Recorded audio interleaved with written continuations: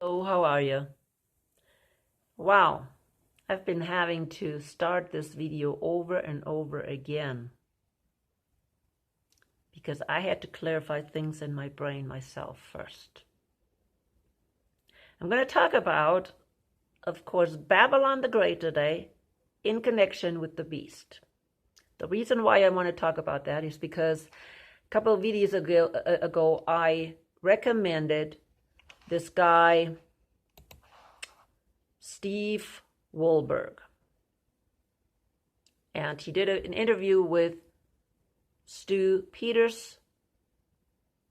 And Stu Peters asked him for advice because he had, I guess, interviews or a discussion with a lot of people that insist that today's Israel is the true Israel of God. And that there needs to be a third temple and the heifer sacrifice and so on and so on. So they were also people very strongly that supported Zionism. They're Zionist Christians. They support Israel no matter what. And Stu Peters was very confused, obviously. And I guess he asked this Steve Wohlberg for advice. The interview was very good. That's why I recommended it. And he addressed only certain things. But I also said, hey, I don't have enough information about this Steve Wohlberg to totally, say, follow this guy. Because I never do that. Because it's very dangerous. So I did more research. And of course, since I looked at his channel called White Horse Media, I of course got notified by YouTube that he made other videos. And the next one he did, which is just recently, one day ago, he did one with Johnny Carusi. Johnny Carusi. I hope I say that word right. And I think Johnny is more like a rebel, kind of patriot rebel.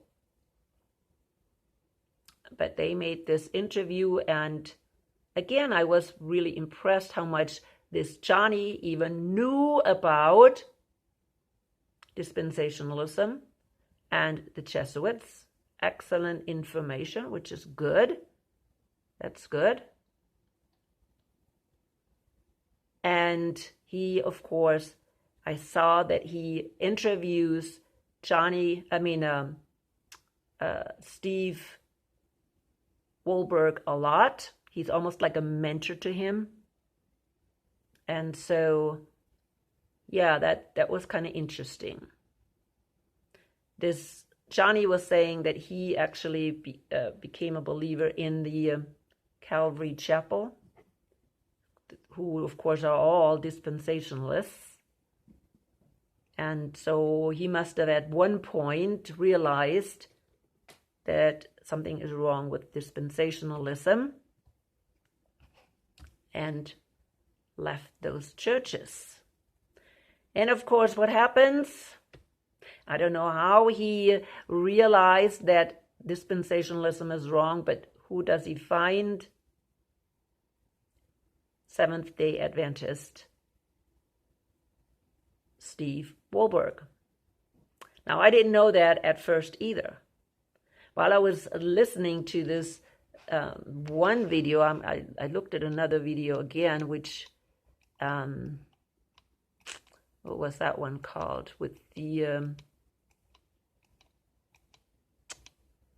I need to find it. The video, it was called, Who Are the 10 Horns on the Beast?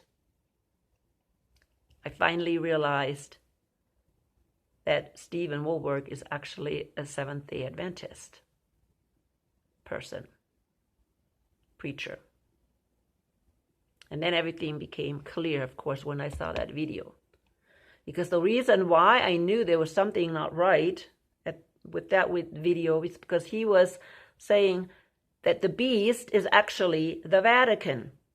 So what they are saying here, and I always knew that there was something wrong, because I used to, when I got out of dispensationalism, I did listen to a lot of preachers, actually not a lot, but one, and that's Walter Fite.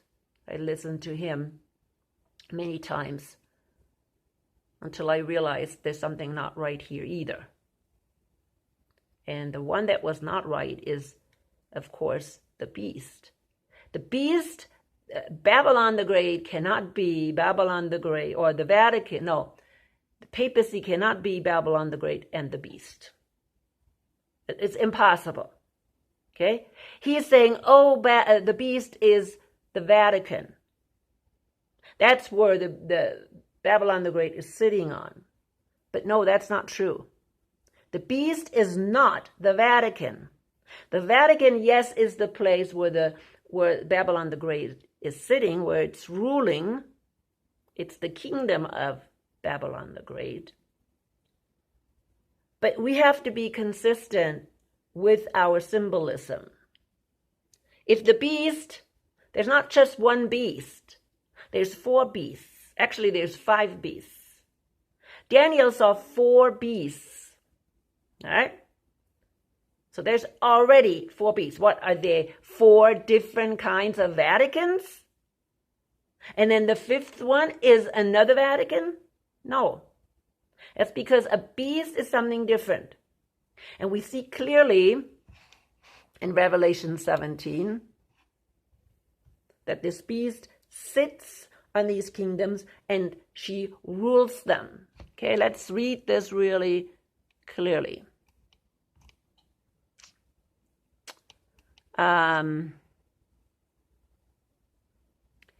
In, of course, Revelation 17:9, it says, "This calls for a mind of wisdom. The 7 heads are 7 hills on which the woman sits." But then it also says, they are also 7 kings. So we know she is the 7 hills. Yes, she sits, the Vatican sits on 7 hills. The Vatican is not the 7 hills. The Vatican sits on these 7 hills. Okay? And that is actually Rome. Rome is built on 7 hills. But it also says they are also 7 kings. The heads of the beast is really the beast. Okay? Now, the way I see the heads on the beast is I see them as 7 epochs. Yeah, you can say here he says 7 kings, but that word kings is often used. Every horn is a king or a kingdom. Okay? But really what it is here symbolically, it's an epoch. 5 have fallen, 1 is, the other has not yet come. But when he comes, he must remain for only a little while. The beast who once was and now is, and is an 8th king. He belongs to the 7 and is going to destruction. Okay? So I believe these heads are, and that's my belief. It's very vague here. Okay? But that's the way I see it, especially because one of the heads was wounded when we read Revelation 13. But the Seventh-day Adventists think that something went wrong with the Pope. So papacy was wounded. No. The beast was wounded. We see clearly in Revelation 17 that there's the beast with the heads and the horns. And on that beast sits the whore separately. So there's a separation between the beast and the whore. Okay, we don't see that in Daniel 7 very much. The horn is part of the beast. But see, John got more information. He looked closer and saw that this horn was really a woman. And of course, woman is also symbolic for a church, for a religious system. And of course, whore is for a false system that practices idolatry. That's what a whore is. She left her first love and is now whoring around. So she sits on this beast. She's a separate entity. But it's very hard to separate her because she is really controlling the beast and she really needs the beast. Now the beast, again, is not Vatican or papacy.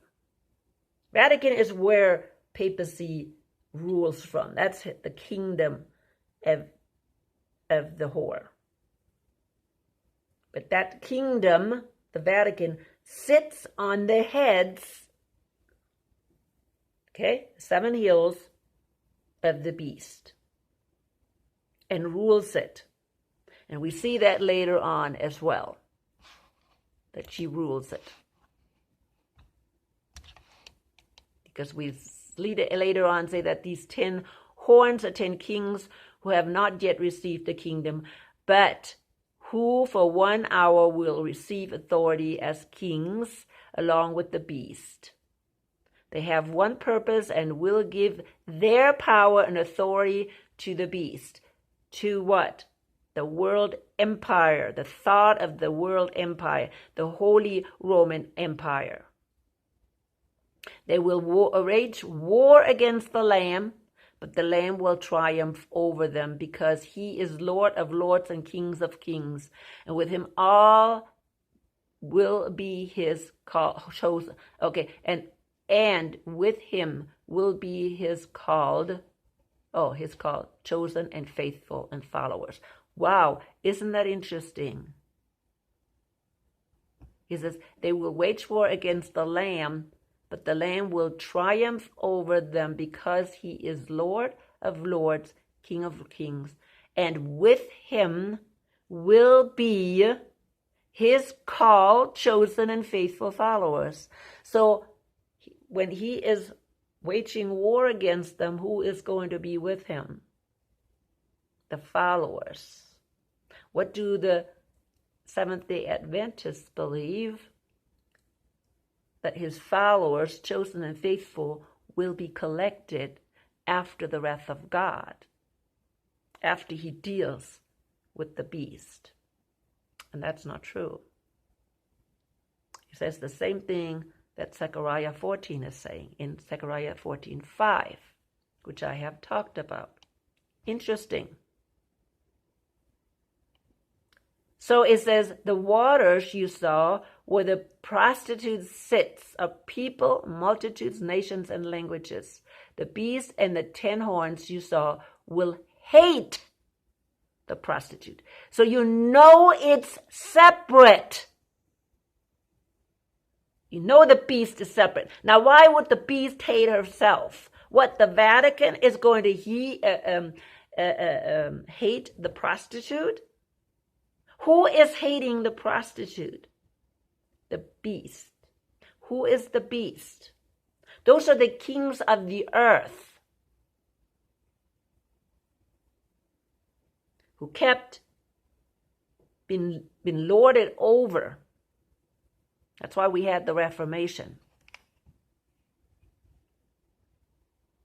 And also the French Revolution. They hate her because she controls them. What do you think the English did?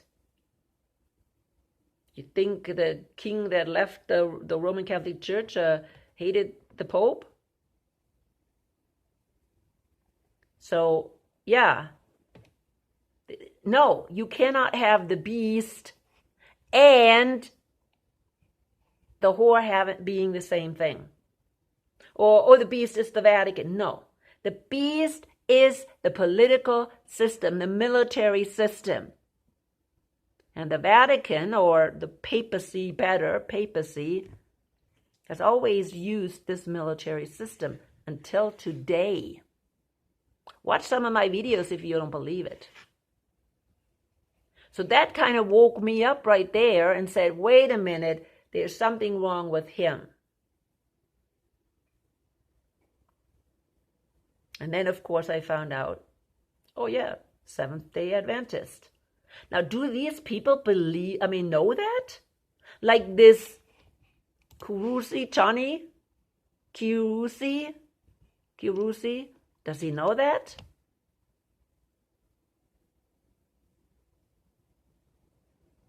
I don't know.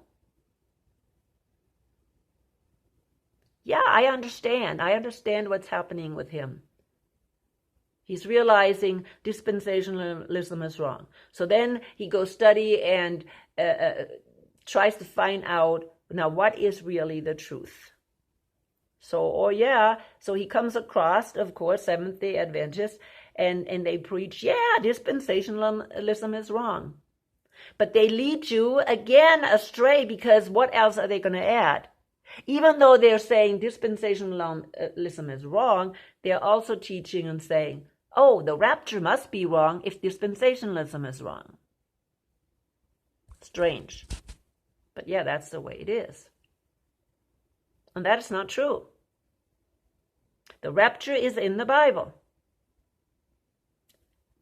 Great tribulation is in the Bible. But the way they describe it is false. We have to go to the Bible and find the word dispensationalism, not dispensation, great tribulation, and see how it's defined there. Even this word Antichrist shouldn't be just thrown around, because really there is no place this word Antichrist being used for the man of sin. No place. Antichrist is used in 1st and 2nd John, and that was it. And it's not used for Antichrist. It's not used for the man of sin. It's used for somebody who rejects Jesus coming in the flesh. That's all. So we have to be careful there anyways. But yeah, we cannot throw everything out. We have to look it up in the Bible. And yes, this Steve Wohlberg is saying the same thing. You have to you have to read the Bible. What does the Bible say? Yes, that is true. I'm not saying he is a bad person, but really, he's making a mistake right there. Why is he making a mistake? I don't know. He's giving you all this information, this accurate information, but then, oh no, the beast, he doesn't understand, the beast out of the sea is Europe, the Holy Roman Empire. And I'd be interested in what he thinks about the beast out of the earth, what the beast out of the earth is. Because you cannot now change from the beast being a religious system to the beast being a political system. You're going to have to stick with your definition. If it is a political system, if the beast is a political system, which it is, if you compare the 4 beasts in Daniel 7 with the statue in Daniel 2, it should let you know that it is a political system or an empire. The same thing with the beast out of the earth, I talked about it in my last video, is an empire. Okay, all beasts are empires. And guess what? An empire really is defined by having a huge military power. Because you cannot be an empire without having a military power. The Vatican or papacy cannot be empire. It's a kingdom, but not empire. Because it is really a leech. Okay, it leeches on others.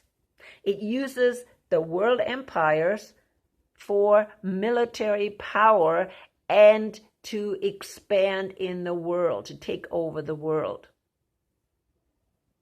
And I said that in my videos all the time. Please watch my videos. If this is new for you, watch my videos. And I know I always have Seventh-day Adventists that find my videos. Especially when I write about the rapture, that's when they come out. Yeah. Oh no, rapture is not in the Bible. Oh no, rapture was invented 100 years ago. Yeah, sure. So what is 1 Thessalonians 4 and 1 Corinthians 15 and other places? It's not called the rapture? Of course not. It's not called the rapture, people. I know that. They don't use that word rapture, but doesn't mean it's not in the Bible. It's not an event in the Bible. See, they do that because they're saying, oh, this is Darby. This is dispensationalism. It's from Darby. No, Darby, I don't think made up that word anyways. Okay? I don't know. Maybe he did. I don't know. Then that came many years prior to that. Maybe Darby made up that word for this catching out of the bride. There's nothing wrong. The catching away from the bride is real. You cannot deny it. The resurrection of the bride. What was he calling here? His called, chosen, and faithful followers. That's what he calls it here in Revelation 17:14. That will come with him when he comes and destroys the beast. That's what he says right here. Read it. They will wage war against the Lamb, but the Lamb will triumph over them, because he is Lord of lords and Kings of kings, and with him will be his called, chosen, and faithful followers. Now this is really referring to when he is in that last battle, the Armageddon battle. That's when he is going to destroy the beast. Because it has, right, they have one purpose and will give their power and authority to the beast in 13. It says here, the 10 horns you saw are 10 kings who have not yet received a kingdom, but who for 1 hour will receive authority as kings along with the beast. Okay? They have one purpose and will give their power and authority to the beast. And of course you can think, oh yeah, it's the Vatican. No. That is the system. It's the political system. They give their power to the political system. The European Holy Roman Empire system. This is what they're doing today too. See? There's this 8th one. And I think especially this one head that was wounded and came back to life is today Europe. But what do? They give all what? Their power to Europe. They want to have this alliance. And I think they used to work towards that, even one always wanted to take over Europe. That's why the whole problem was that Germany or Europe was constantly in war. Because one of the horns always wanted to take over. But always in the sense of, I'm going to rule Europe. The beast. I will be the final ruler of the beast. It's the whole thing. Okay? The whole thing. Anyways, I just want to make this video really fast to let you know I found more information about this Steve Wohlberg. And yeah, he has good things to say about Israel, the temple, the dispensationalism. Yeah, absolutely. And then there's this little thing that is wrong. Okay, little thing.